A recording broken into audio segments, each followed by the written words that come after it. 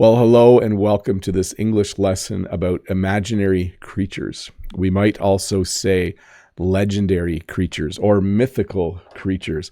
There are a lot of different names, but this should be an interesting lesson.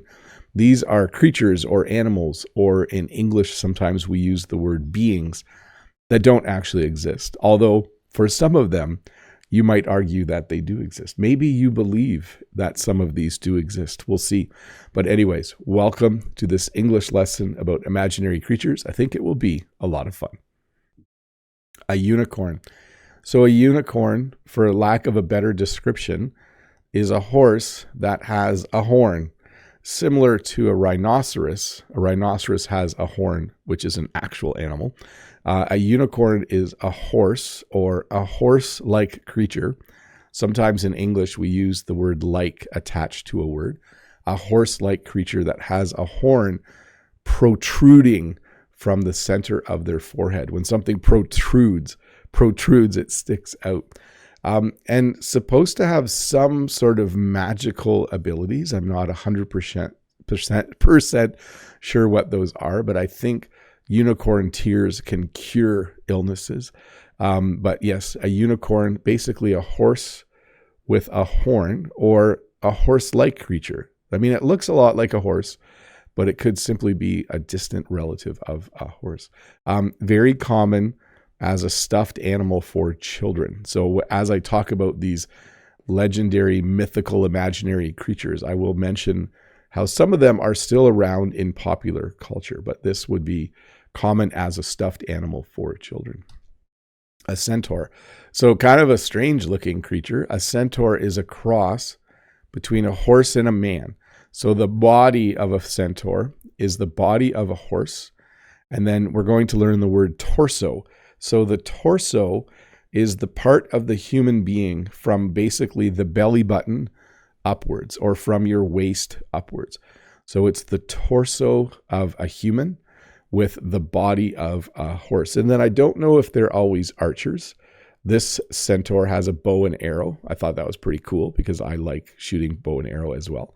But this, I'm not sure if they're always archers, but you will meet these creatures in any kind of fantasy novel or fantasy movie. And I should have introduced that these are all creatures you will read about or you'll see in a movie, and the genre is called fantasy, basically meaning a world that has been imagined by someone.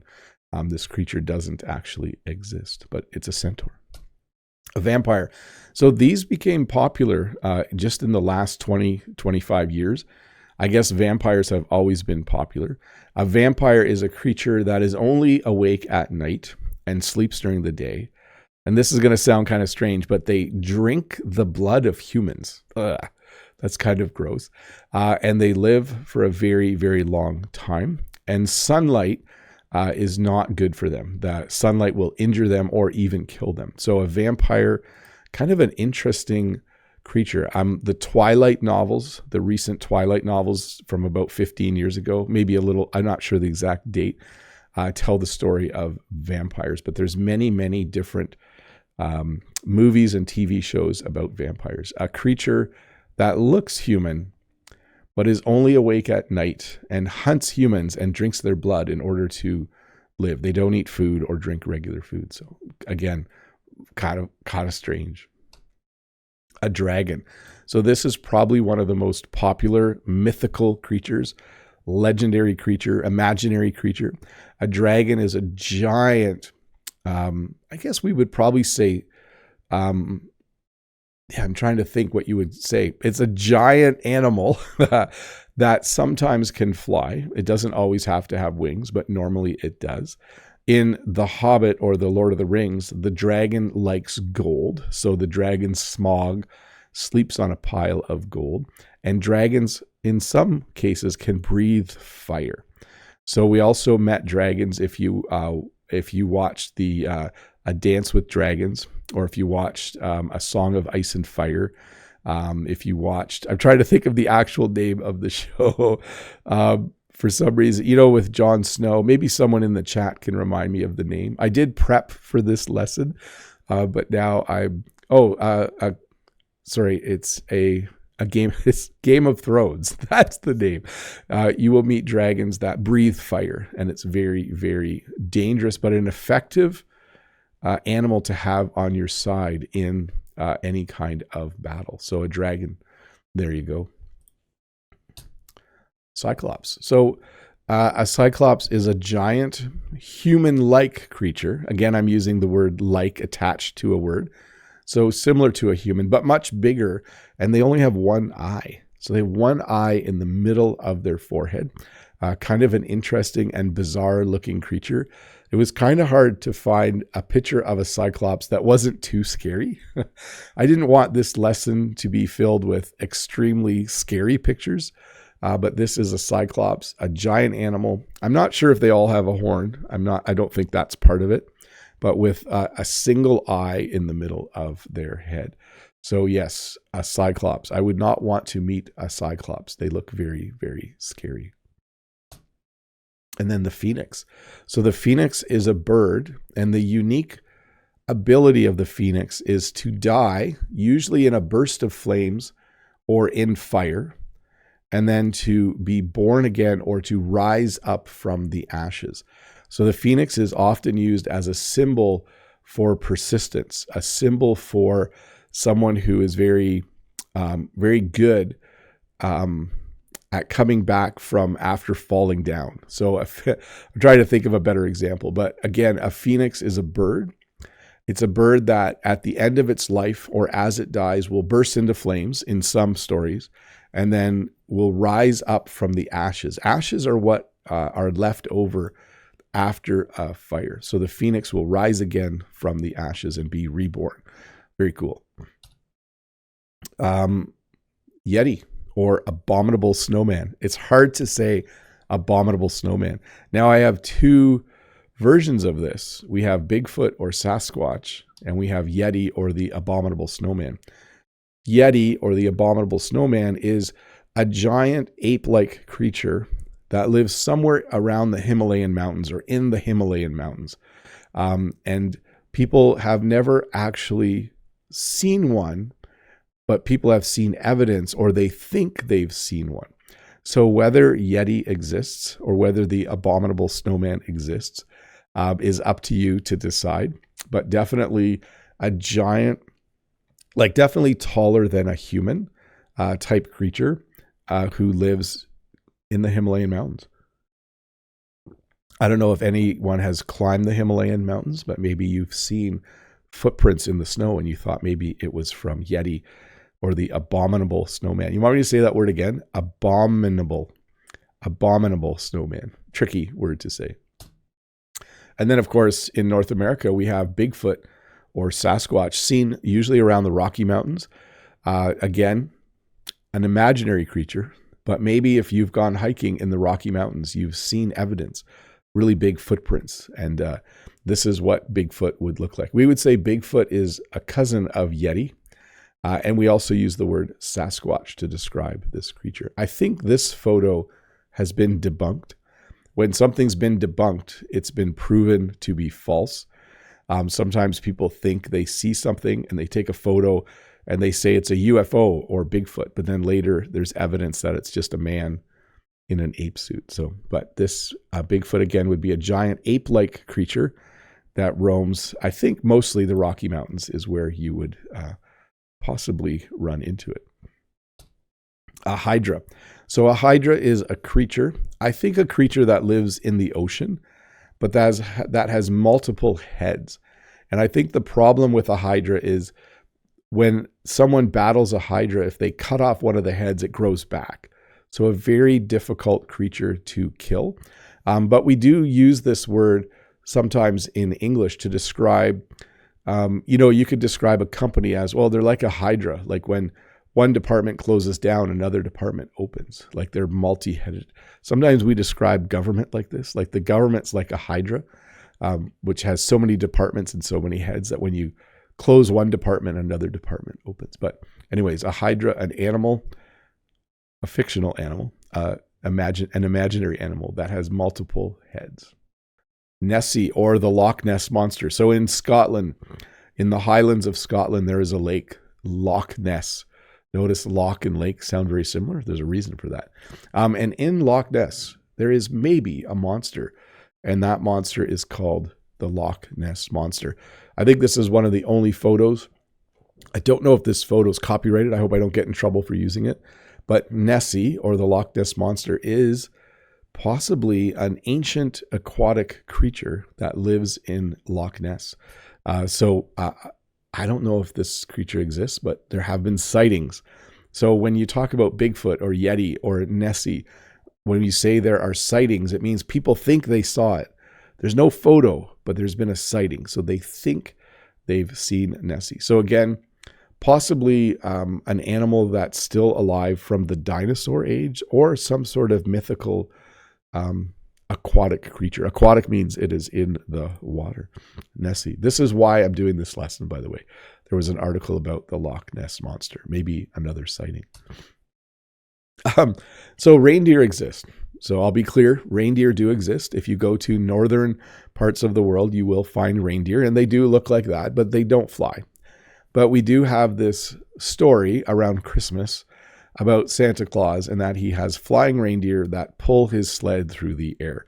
So flying reindeer are imaginary. They do not exist. I have gone outside on Christmas Eve, and I've never seen reindeer flying through the air, but the normal reindeer do exist. So if you go somewhere at Christmas, you might see reindeer if you're in Northern Europe or something like that. But the flying kind are totally imaginary.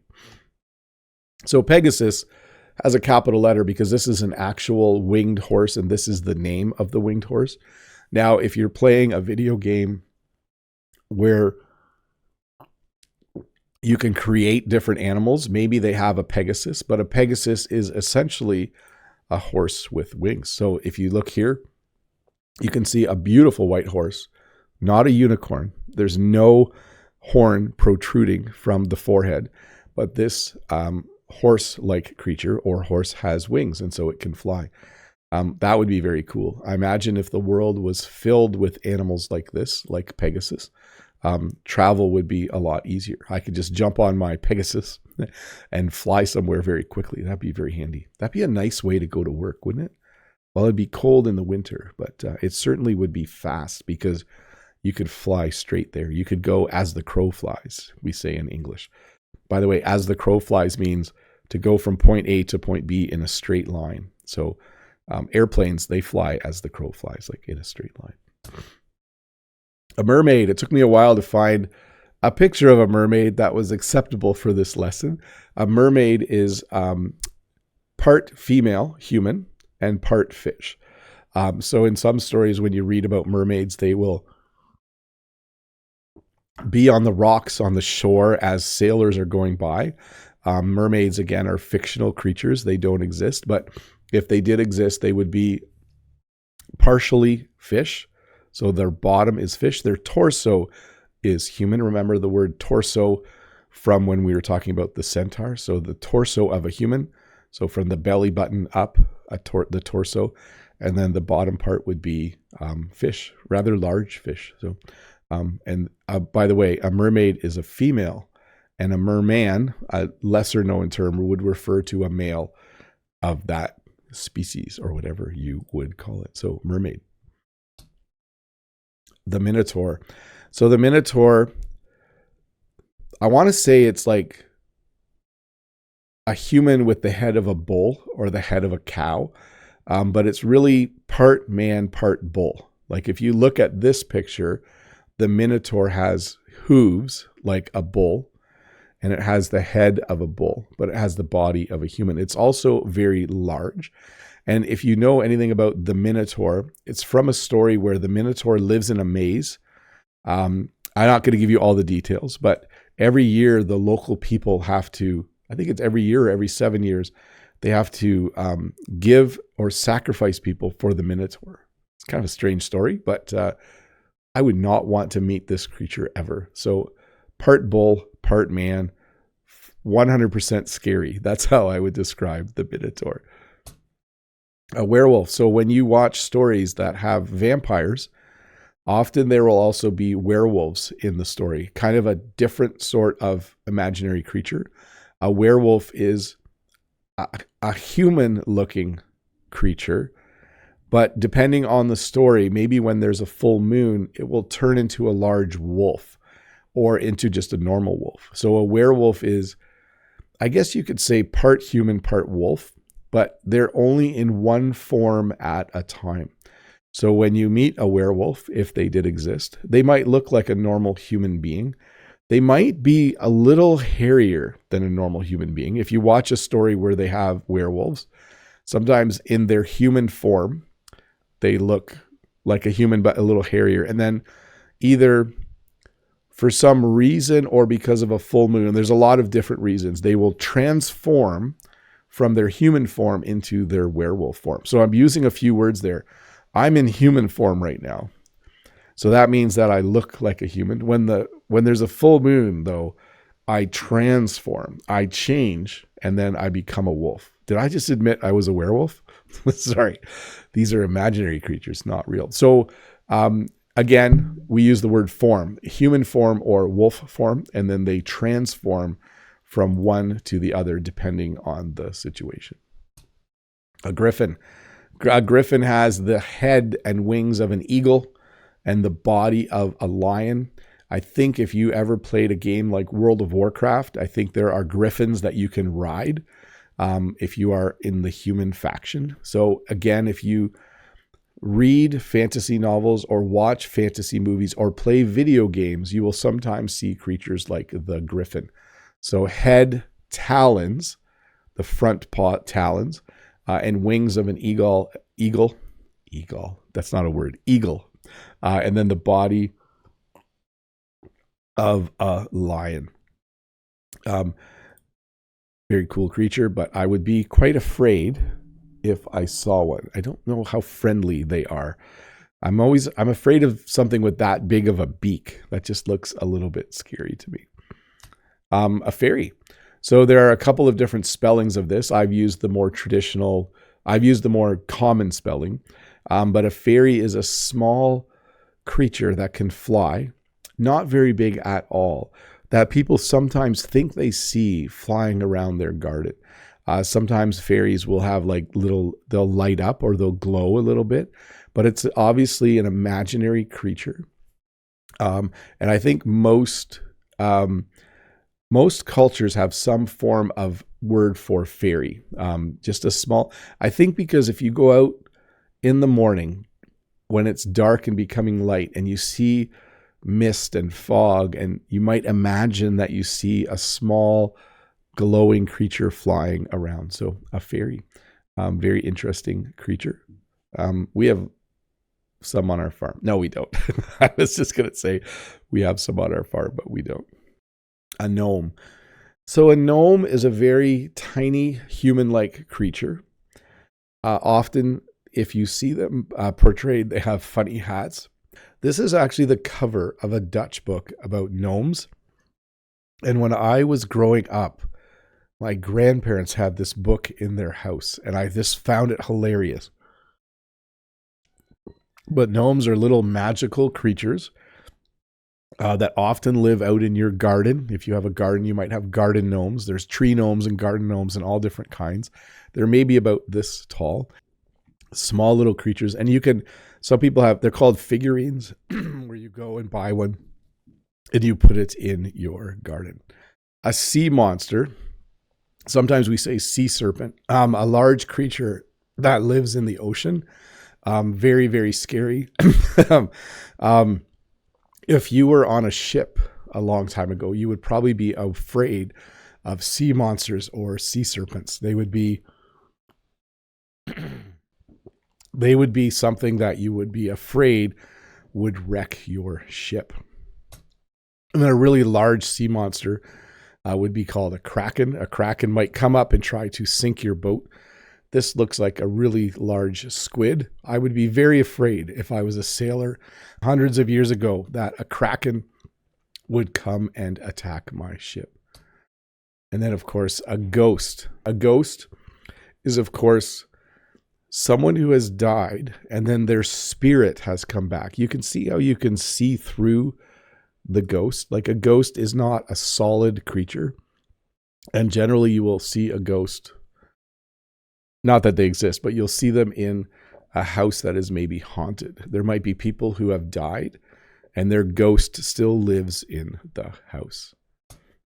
A dwarf, a small human-like creature. You will see these in movies like The Lord of the Rings. Very, very strong, very powerful. And they usually like to live underground and they mine different ores. So this is a dwarf. And then, of course, we have an elf. This is Legolas. So an elf has pointed ears. More of like as much as the dwarf is strong, the elf has a lot of finesse or dexterity. A troll. This is a troll doll. A troll is like a rock-like creature that is a little bit scary. And when you see them in movies, they're not as cute as this. An orc is a very ugly, large creature that,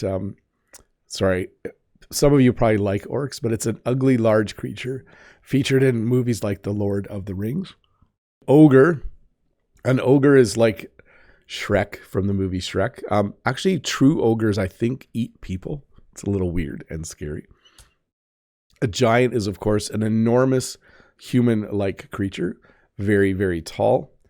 A genie lives in a lamp, and if you rub the lamp, the genie comes out and gives you 3 wishes. And then hopefully you choose wisely. Sometimes genies can be tricky. A leprechaun from Ireland. A leprechaun is a small creature, usually likes to play tricks on people and has a pot of gold somewhere.